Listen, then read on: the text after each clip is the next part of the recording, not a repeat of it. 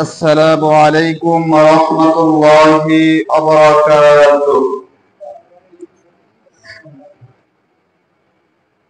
إن الحمد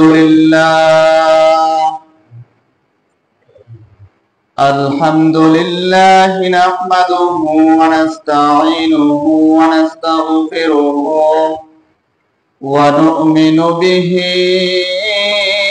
ونتوكل عليه ونعوذ بالله من شرور أنفسنا ومن سيئات أعمالنا. من يهدي الله فلا مضل له ومن يضلله فلا هادي له. فلن تجد له وليا مرشدا. ونشهد أن لا إله إلا الله وحده لا شريك له. ونشهد أن محمدا عبد الله ورسوله أرسله بالحق بشيرا ونذيرا وداعيا إلى الله بإذنه وسراجا منيرا. فقد قال الله تعالى في كلامه المجيد والفرقانه الحميد: أعوذ بالله من الشيطان الرجيم. بسم الله الرحمن الرحيم. فلما بلغ معه السعي قال يا بني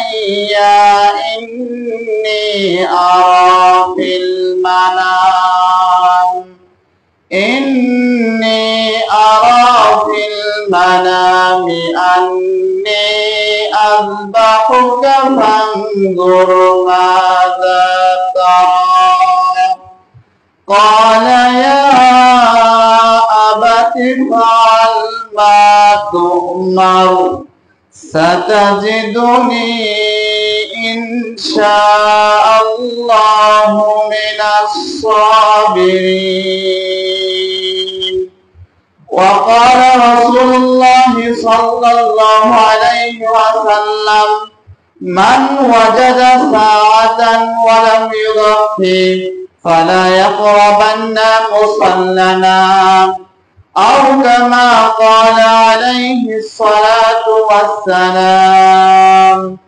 اللهم صل على محمد وعلى آل محمد كما صليت على إبراهيم وعلى آل إبراهيم إنك حميد مجيد. اللهم بارك على محمد وعلى آل محمد كما باركت على إبراهيم وعلى آل إبراهيم إنك حميد مجيد. আলহামদুলিল্লাহ, আজকে পবিত্র জিলকদ মাসের শেষ জুমায় আমরা যারা উপস্থিত হতে পেরেছি, আমরা মহান রব্বুল আলামিনের দরবারে সকলে শুকরিয়া আদায় করি, সকলে বলে আলহামদুলিল্লাহ। মুহতারাম হাজরিন, আজকে আমি নির্দিষ্ট টপিক ভিত্তিক কথা বলবো। আজকে আমার আলোচনার বিষয় হচ্ছে কুরবানির ফজিলত এবং কুরবানির ইতিহাস। কুরবানি শব্দটি কফ র বা ধাতু থেকে এসেছে। এর মূল অক্ষর হচ্ছে কফ র বা। এর অর্থ হচ্ছে কাছাকাছি চলে আসা, নিকটবর্তী হওয়া। কুরবানিকে হাদিসের পরিভাষায় বলা হয় আল উদহিয়া। আল উদহিয়া শব্দটি হলো এক বচন। এর বহু বচন হচ্ছে আল আদাহি। এর অর্থ হচ্ছে আল্লাহর নিকট পশু জবাই করা, আল্লাহর নামে পশু জবাই করা। ইংরেজিতে এর প্রতিশব্দ হচ্ছে স্যাক্রিফাইস। ইসলামী শরীয়তের পরিভাষায় মহান আল্লাহ তাআলার সন্তুষ্টির জন্য পবিত্র জিলহজ মাসের নির্ধারিত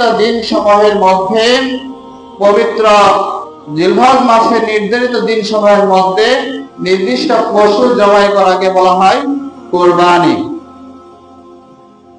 কুরবানি এর হুকুম কি? কুরবানি এর হুকুম সম্পর্কে উলামায়ে কেরামের মাঝে মতভেদ রয়েছে। আমাদের ইমাম আবু হানিফা, ইমাম মালিক এবং ইমাম হাসান রাহিমাহুল্লাহর মতে কুরবানি করা ওয়াজিব। তিনি দলিল পেশ করেন কুরআন মাজিদের এই আয়াত দ্বারা। সূরাতুল কাউসারে আল্লাহ তাআলা বলেন, ফাসাল্লি লিরাব্বিকা ওয়ানহার, হে নবী আপনি নামাজ পড়ুন এবং কুরবানি করুন। এই আয়াতের সাথে তিনি হাদিস আনেন, মান ওয়াজাদা সাআতান ওয়া লাম ইউযাক্কি ফালা ইয়াকরাবান্না মুসাল্লানা, যে ব্যক্তির সামর্থ্য থাকা সত্ত্বেও কুরবানি করলো না, সে যেন আমাদের ঈদগাহে না আসে। এরকম কঠোর উক্তি শুধুমাত্র ওয়াজিবের ক্ষেত্রে হয়ে থাকে। এরকম কঠোর উক্তি সুন্নাতের ক্ষেত্রে প্রযোজ্য নয়। এই জন্য তিনি মতামত দেন যে এই কুরবানি দেওয়া ওয়াজিব। এখন কুরবানি কার কার উপর ওয়াজিব?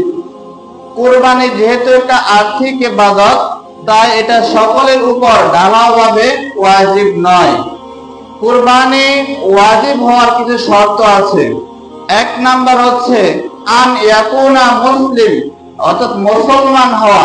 কোন অমুসলিমদের উপর, কোন হিন্দু, বৌদ্ধ, খ্রিস্টান তাদের উপর কুরবানি ওয়াজিব নয়।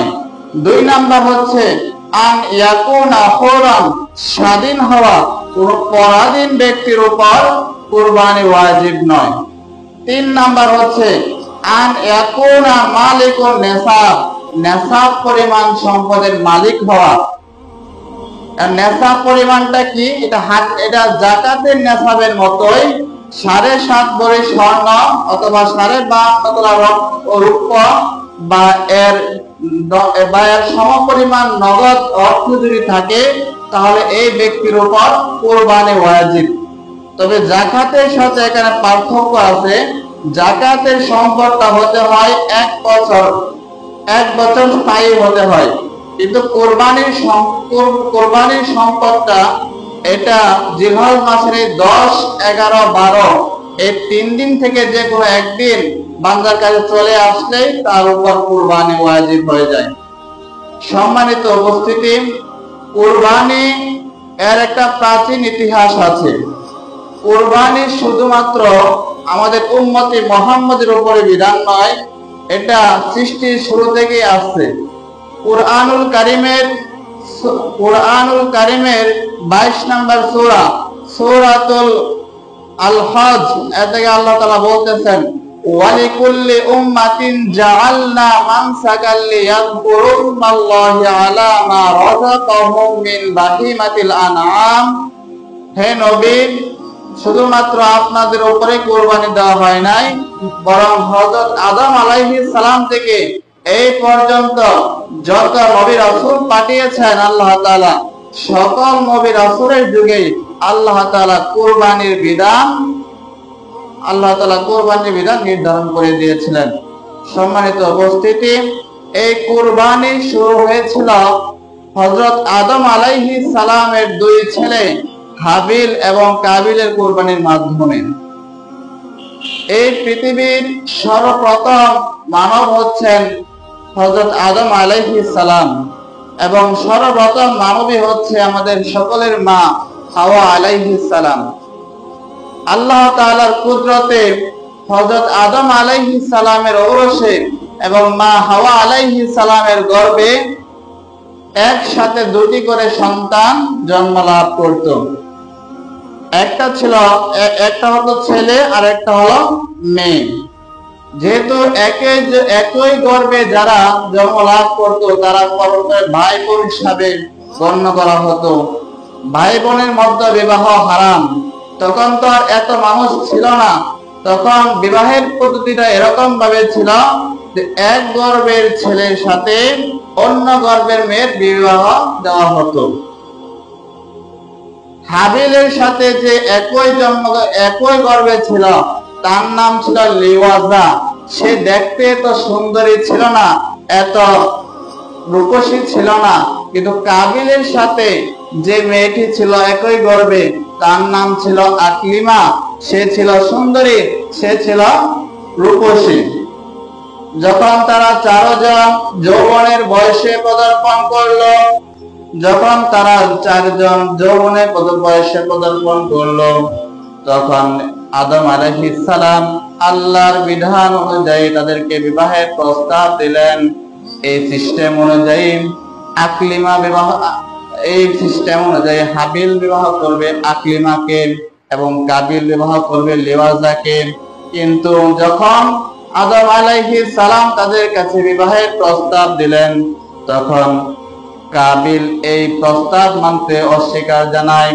কাবিল বলে, হে বাবা, আপনি আমার চেয়ে মনে হয় হাবিলকে আপনি বেশি পছন্দ করেন, আমার চেয়ে মনে হয় হাবিলকে আপনি বেশি ভালোবাসেন।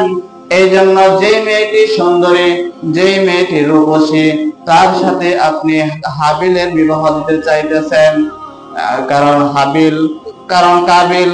কাবিল বলতেছে, তিনি যুক্তি প্রদর্শন করেন যে আমার সাথে একই গর্ভে ছিল আকলিমা, আমরা একই সাথে পৃথিবীতে এসেছি, তাকে বিবাহ করা আমার যৌক্তিক। তখন আদম আলাইহিস সালাম বললেন, হে পুত্র শুনো, এটা আমার আদেশ নয়, এটা মহান রব, মহান আল্লাহ তাআলার আদেশ। তুমি সে আদেশকে অমান্য করো না। কিন্তু কাবিল এই আদেশ কোনোভাবে মানতে পারে না, এই আদেশ মানে না, সে আকলিমাকে বিবাহ করবে।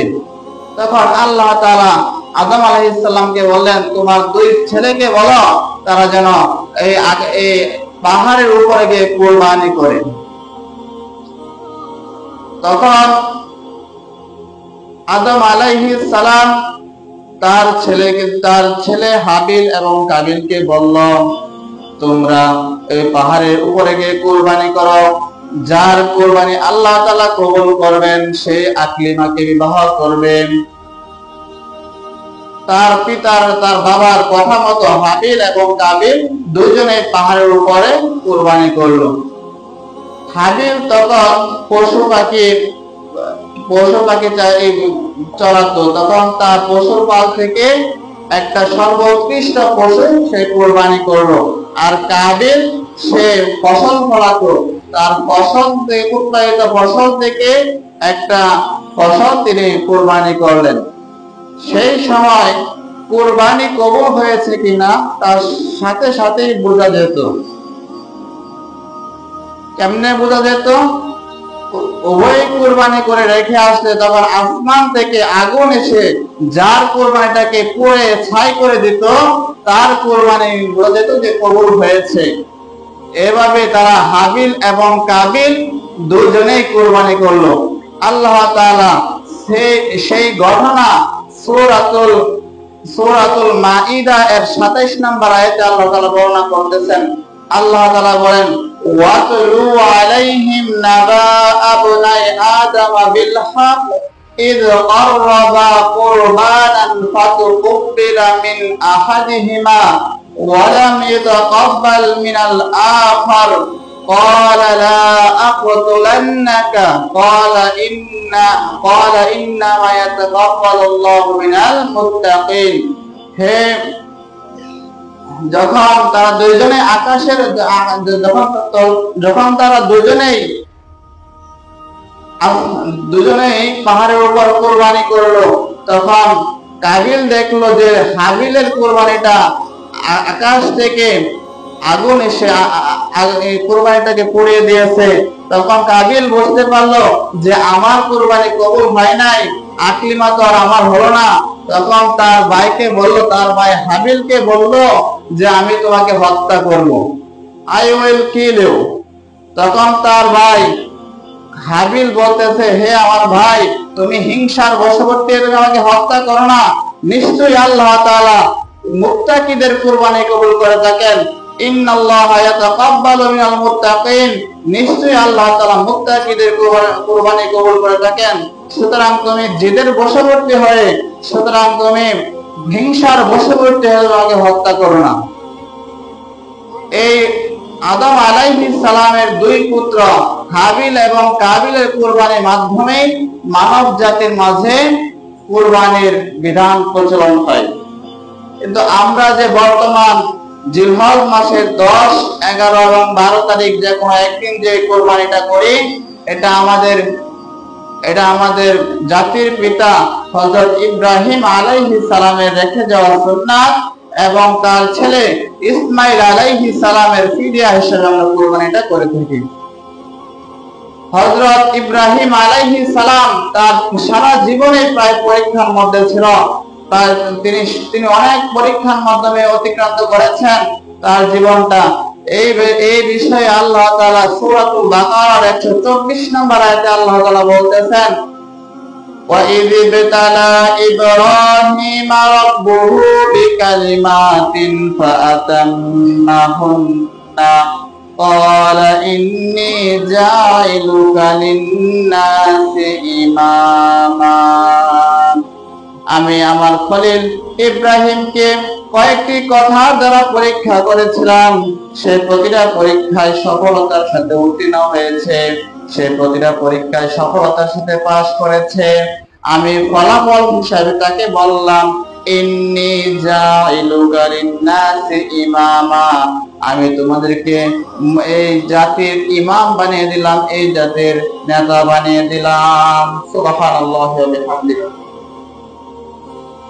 ইব্রাহিম আলাইহিস সালামের একটা পরীক্ষা ছিল, তিনি প্রায় 86 বছর পর্যন্ত নিঃসন্তান ছিলেন, তার কোনো সন্তান ছিল না। তখন তিনি আল্লাহর কাছে দোয়া করলেন।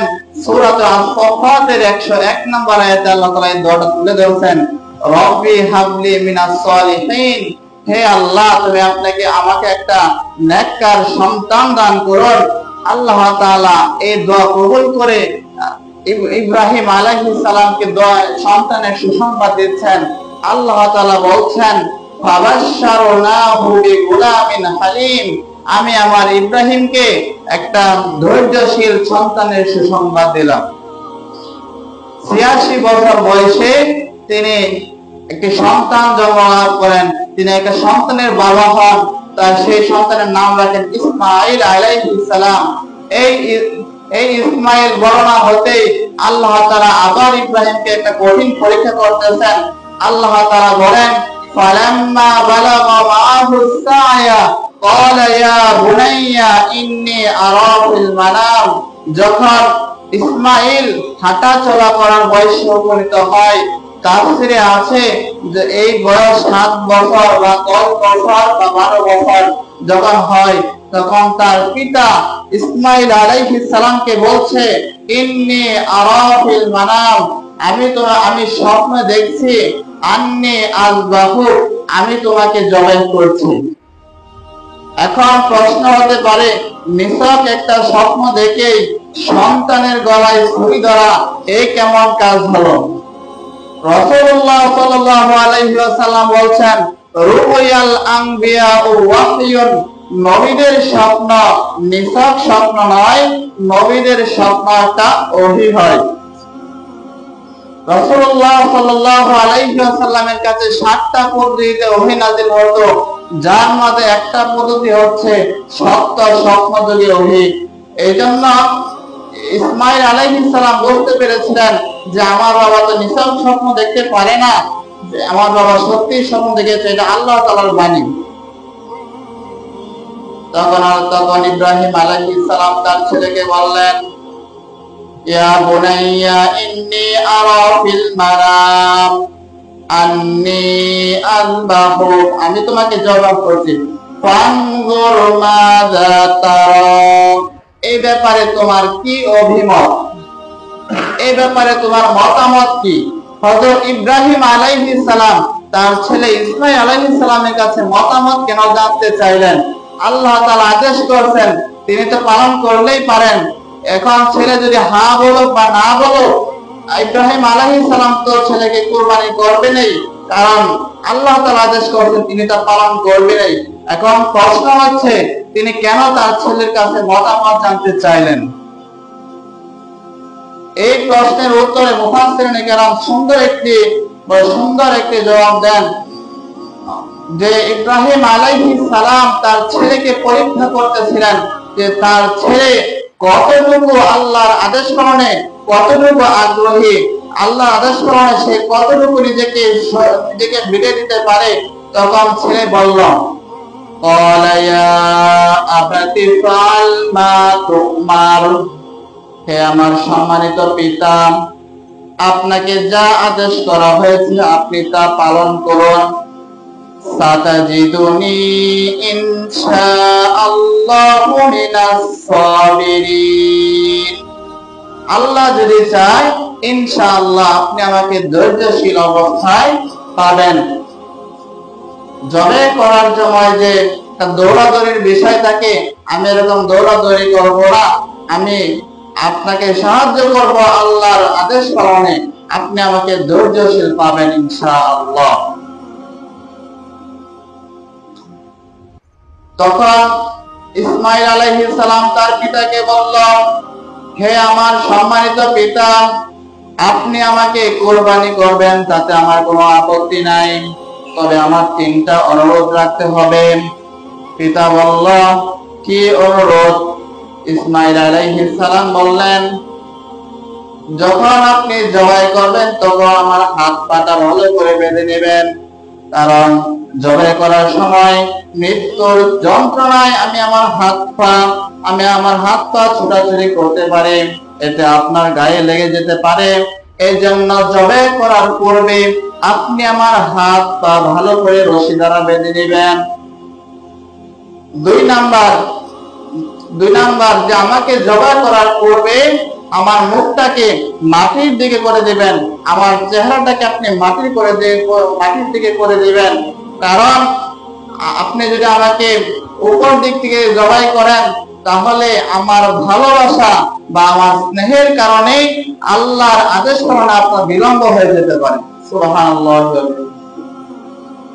3 নাম্বার যে আমার এই পোশাকটা, রক্তমাখা পোশাকটা আমার মা হাজারা আলাইহিস সালামকে দিয়ে দিবেন, কারণ আমাকে ছাড়া তো আর কোনো সন্তান নেই, আমাকে কুরবানি করার পর তো আর ওনাকে কেউ আম্মা বলে ডাকবে না, এই জন্য আমার এই রক্তমাখা পোশাকটা আপনি আমার মা হাজারা আলাইহিস সালামকে দিয়ে দিবেন।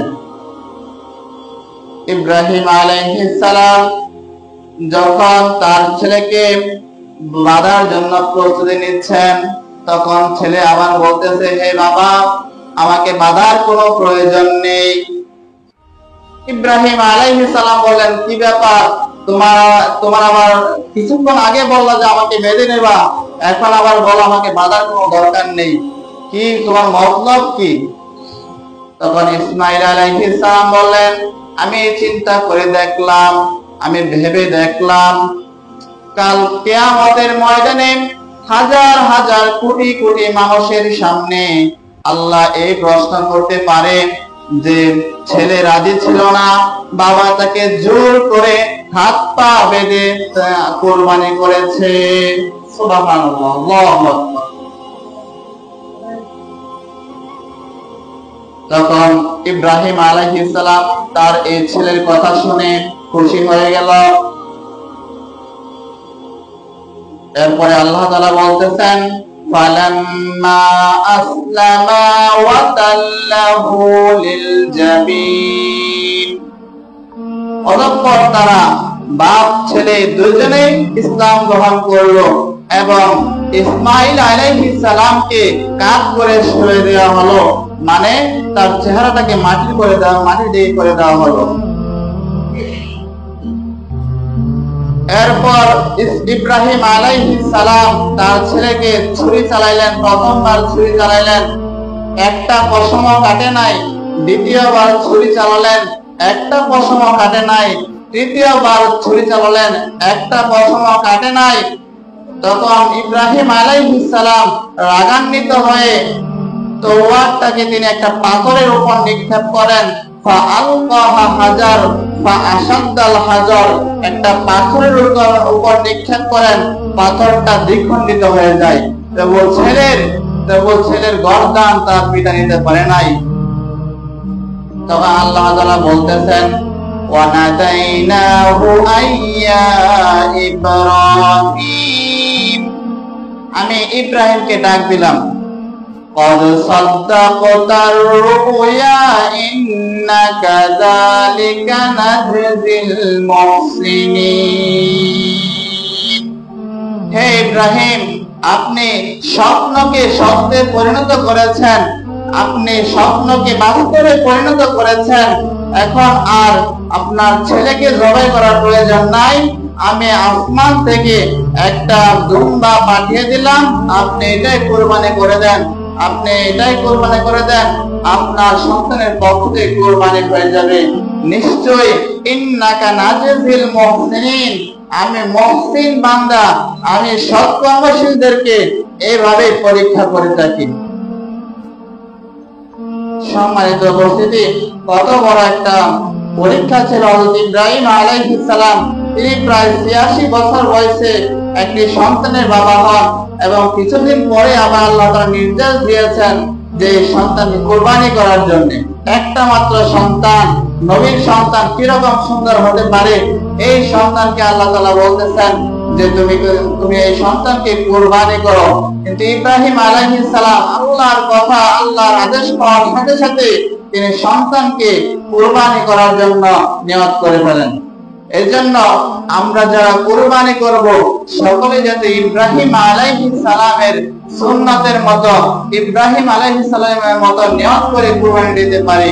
কেননা আল্লাহ তাআলা, রাসূলুল্লাহ সাল্লাল্লাহু আলাইহি ওয়াসাল্লাম বলছেন, ইন্নামাল আমালু বিন্নিয়াত, নিশ্চয়ই সকল কাজ আমল নিয়তের উপর নির্ভরশীল, সকল আমল নিয়তের উপর নির্ভরশীল। এখন আপনি কুরবানি দেবেন, যদি আপনার নিয়ত থাকে গোশত খাওয়ার উদ্দেশ্যে, তখন কিন্তু আপনার কুরবানি হবে না। ৫-৬ জনে একটা শরীকে কুরবানি দিলেন, ৫ জনে একটা শরীকে কুরবানি দিলেন, ৪ জনের নিয়ত সহিহ, কিন্তু একজনের নিয়ত গোশত খাওয়ার বা অন্য কোনো নিয়ত, তখন কিন্তু পুরো কুরবানিটাই আপনাদের নষ্ট হয়ে যাবে।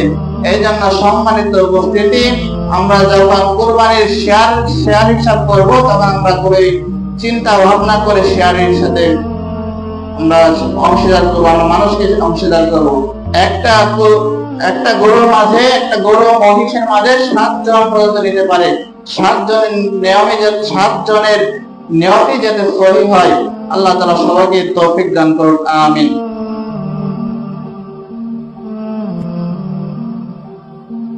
আল্লাহ তাআলা পরে বলতেছেন, ইন্না হাযা লাহুয়াল বালাউল মুবিন, নিশ্চয়ই এটা সবচেয়ে বড় পরীক্ষা ছিল। বালা বলছে আল্লাহ তাআলা, বালা মানে মহা বিপদ।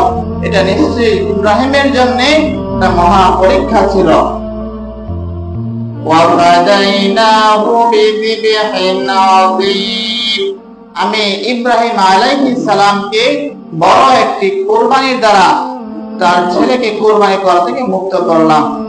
তাফসিরে এসেছে, অনেক তাফসিরে এসেছে যে এই পশুটা ছিল দুম্বা। আল্লাহ তাআলা আসমান থেকে দুম্বা পাঠিয়ে ইব্রাহিম আলাইহিস সালামকে তার সন্তান কুরবানি থেকে রক্ষা করলেন। সম্মানিত উপস্থিতি, এই হলো কুরবানির মোটামুটি ইতিহাস। এখন আমরা শুনব কুরবানির গুরুত্ব। বুখারী শরীফের 5575 নম্বর হাদিসে এসেছে, عن أبي هريرة رضي الله تعالى عنه قال أقام النبي صلى الله عليه وسلم مدينة 10 سنين রাসূলুল্লাহ সাল্লাল্লাহু আলাইহি সাল্লাম মদিনায় প্রায় 10 বছর অবস্থান করেছিলেন। ওয়া ইউদাহি, তিনি প্রত্যেক বছরেই কুরবানি করেছিলেন। যদি একটা জিনিসের গুরুত্ব না থাকে তাহলে রাসূলুল্লাহ সাল্লাল্লাহু আলাইহি সাল্লাম কেন প্রতি বছর করবেন? এই হাদিস দ্বারা কুরবানির গুরুত্ব স্পষ্ট হয়ে যায়। রাসূলুল্লাহ সাল্লাল্লাহু আলাইহি সাল্লাম মদিনায় 10 বছর অবস্থান করেছিলেন। এই 10 বছরে প্রত্যেক বছর তিনি কুরবানি করেছিলেন। এখন আমরা সব কুরবানির ফজিলত, কুরবানির 6টা ফজিলত আমরা জানার চেষ্টা করব ইনশাআল্লাহ। 1 নাম্বার ফজিলত, কুরবানির দিন আল্লাহর নিকট সবচেয়ে পছন্দনীয় আমল হচ্ছে পশু জবাই করা আল্লাহর নামে। তিরমিজি শরীফের 1493 নাম্বার হাদিসের বর্ণনা, রাসূলুল্লাহ সাল্লাল্লাহু আলাইহি ওয়াসাল্লাম বলেন, হযরত আয়েশা রাদিয়াল্লাহু তাআলা হতে হাদিসটা বর্ণিত, قال رسول الله صلى الله عليه وسلم ما عمل آدمي من عمل يوم النحر أحب إلى الله من إحراق الدم। কুরবানির দিন সবচেয়ে আল্লাহর নিকট পছন্দনীয় আমল হচ্ছে ইহরাকিদ দাম বা রক্ত প্রবাহিত করা, পশু জবাই করা আল্লাহর নামে। কুরবানির দিন ফরজ ইবাদতের পরে আল্লাহর নিকট সবচেয়ে পছন্দনীয় আমল হচ্ছে রক্ত প্রবাহিত করা, মানে পশু জবাই করা আল্লাহর নামে। 2 নাম্বার ফজিলত, কুরবানির পশু তার শিং, তার খুর এবং তার পশম নিয়ে কিয়ামতের ময়দানে উপস্থিত হবে এবং কুরবানি আদায়কারীর ব্যক্তির জান্নাতে যাওয়ার জন্য জড়িয়া হয়ে যাবে। এই হাদিসটাও তিরমিজি শরীফের 1493 নম্বর হাদিসের বর্ণনা। হযরত আয়েশা রাদিয়াল্লাহু তাআলা আনহা বলেন, ইন্নাহা লা তা'তি ইয়াওমাল কিয়ামাতি বিকুরুনিহা ওয়া আশআরিহা ওয়া আযলাফিহা। নিশ্চয়ই কুরবানির দিন, নিশ্চয়ই কিয়ামতের দিন এই পশু তার শিং, তার পশম এবং তার খুর নিয়ে উপস্থিত হবে এবং বান্দার জন্য সুপারিশকারী হবে। বান্দার মিজানে এইগুলোকে তুলে দেওয়া হবে। ওয়া ইন্নাদ দামা লা ইয়াকা মিনাল্লাহি বিমাকানিন ক্বাবলা আইয়াকা ফিল আরদ। কুরবানির পশুর রক্ত মাটিতে পড়ার আগে আল্লাহ তাআলার দরবারে একটা বিশেষ মর্যাদায় প্রতিষ্ঠিত হয়ে যায়। সুবহানাল্লাহ ওয়া বিহামদিহি। কুরবানির পশুর রক্ত মাটিতে পড়ার আগে আল্লাহর আরশে বিশেষ একটা মর্যাদায় প্রতিষ্ঠিত হয়ে যায়। এই গেল কুরবানির 2 নাম্বার ফজিলত। এখন আসেন কুরবানির 3 নাম্বার ফজিলত। প্রত্যেকটা কুরবানির পশুর প্রত্যেকটা পশমের বিনিময়ে সওয়াব। তিরমিজি শরীফের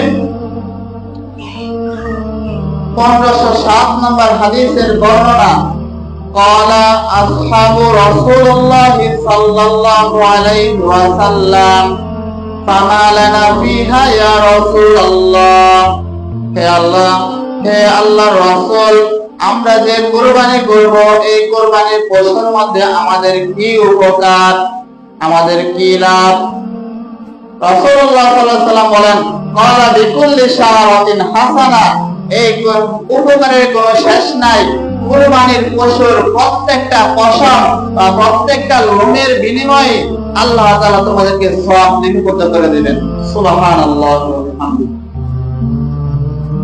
কুরবানির 4 নাম্বার ফজিলত হচ্ছে কুরবানি আদায়কারীর জীবনের সমস্ত গুনাহ আল্লাহ তাআলা মাফ করে দেন। নবীজি তার মেয়ে ফাতেমা রাদিয়াল্লাহু তাআলা আনহাকে বলতেছেন, ইয়া ফাতিমা কুমি ইলা উদহিয়াতিহি ফাশহাদিহা। তুমি তোমার কুরবানির পশুটার নিকট এসে দাঁড়াও, ফাশহাদিহা এবং পশুর নিকট এসে দাঁড়াও।